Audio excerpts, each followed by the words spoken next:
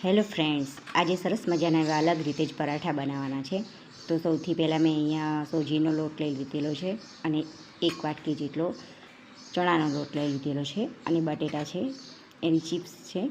તો સૌથી પહેલાં આપણે સોજી અને બેસનને અંદર એડ કરી દઈએ અને પછી રૂટિન મસાલા છે, મરચું, મીઠું, હળદર, ધાણા જીરું અને મસાલાને પણ આપણે સરસ એવું મિક્સ કરી લઈએ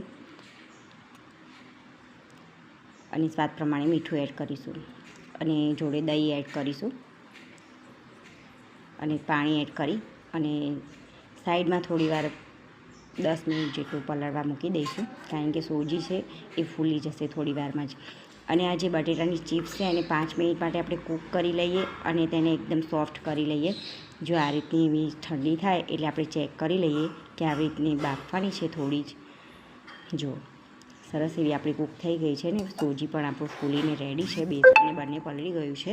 તો આપણે એમાં આપણે કટિંગ કરેલા મરચાં એડ કરીશું અને ધાણા એડ કરીશું. બીજું કંઈ જ એડ કરવાનું નથી અને એકદમ સિમ્પલ અને બાળકોના ફેવરેટ અને એકવાર બનાવશો ને ચોક્કસથી એ લોકોને બહુ સરસ લાગશે. ખાવામાં એકદમ ક્રિસ્પી થશે અને આવી રીતે પેનમાં તેલ લગાવી અને આવી રીતે બટેટાની ચિપ્સ છે એ જ આપણા બટેટા ઓલરેડી બાફેલા જ છે એટલે એને વધારે ચડવામાં વાર નહીં લાગે. અને આવી રીતે ઉપરથી આપણે જે બેસનનું રેડી કર્યું હતું ખીરું એ અંદર એડ કરીશું. જો આ રીતે ઉપરથી ડુંગળી પણ સ્લાઈસ પણ મૂકી શકાય છે અને આવી રીતે સરસ એવા આપણા પરાઠા કૂક થઈ જશે અને ફટાફટ થઈ જશે, બિલકુલ વાર નહીં લાગે. તમે જોઈ શકો છો કે સરસ મજાના આપણા પરાઠા રેડી છે અને અલગ જ રીતે બનાવેલા છે અને ટેસ્ટ એકદમ અલગ જ આવે છે. તમે એકવાર ચોક્કસથી બનાવજો ફ્રેન્ડ. જો આ રીતે ડુંગળી, હવે પહેલાં બટાટા મૂક્યા હતા ને, હવે આપણે ડુંગળી મૂકીશું અને એનો પણ ટેસ્ટ અલગ જ આવશે. ડુંગળી એકદમ ફ્રાય થઈ જશે, કાચી બિલકુલ નહીં રહે. અને ઉપરથી બેટર એડ કરીશું. જો આવી રીતના સરસ એવું ફેલાવી લેવાનું, બહુ જાડા નહીં પતલા નહીં, એવી રીતે બનાવવાના. અને આવી રીતે ઉપરથી બટેટાની સ્લાઈસ જે છે એમ આપણે મૂકી દઈશું.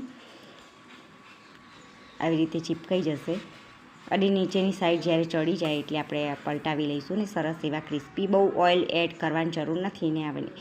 અને હું કાચી કેરીની ચટણી જે છે એના જોડે સર્વ કરું છું. તો સરસ મજાના આપણા એવા એકદમ ક્રિસ્પી અને અલગ જ ટાઈપના પરાઠા બાળકોને ખૂબ જ ભાવે એવા રેડી છે. તો ફ્રેન્ડ્સ, મારો વિડીયો ગમ્યો હોય તો શેર, સબસ્ક્રાઈબ અને લાઇક કરવાનું ના ભૂલતા. Thank you friends.